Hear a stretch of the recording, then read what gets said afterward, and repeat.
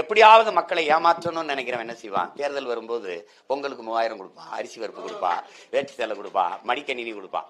மடிக்கணினி தேர்தல் நேரத்தில் கொடுக்கும்போது தேர்தல் அரசியல் இருக்கு. பொங்கலுக்கு தொகை கொடுக்கறது, அரிசி பருப்பு கொடுக்கறது ஒவ்வொரு ஆண்டும் கொடுத்தா அது மக்கள் அரசியலா இருக்கு. தேர்தல் வரும்போது கொடுக்கும்போது தைப்பொங்கலா இல்லாம தேர்தல் பொங்கலா மாறிடுது. பொங்கலுக்கு புரியுதுன்னு நினைக்கிறேன்.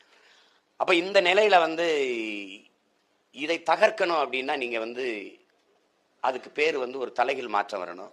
அதுக்கு பேர் தான் ஒரே வார்த்தையில புரட்சி. அது வரணும். அது மக்களின் மனத்திலிருந்து வரணும்.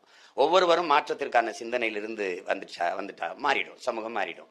அப்ப நாங்க நினைக்கிறது, எங்களுடைய கோட்பாடு ஆள் மாற்றம் ஆட்சி மாற்றம் பயனில்லை, ஆட்சி முறை மாற்றணும். அப்ப அடிப்படை அமைப்பை அரசியலையே மாற்றணும். அதுக்கு தான் நாங்க வேலை செய்யறோம். அப்படி ஒரு அமைப்பு வரும், விரைவில் வரும். எங்க ஐயா சொன்னது மாதிரி என்னை யாருக்கும் தெரியாது, எந்த பின்புலமும் இல்லை. 3வது பெரிய கட்சியா சாதாரண மகன் ஏறி நிக்க முடியுதுன்னா மாற்றத்தை விரும்புகிற மக்கள் இருக்கிறாங்க.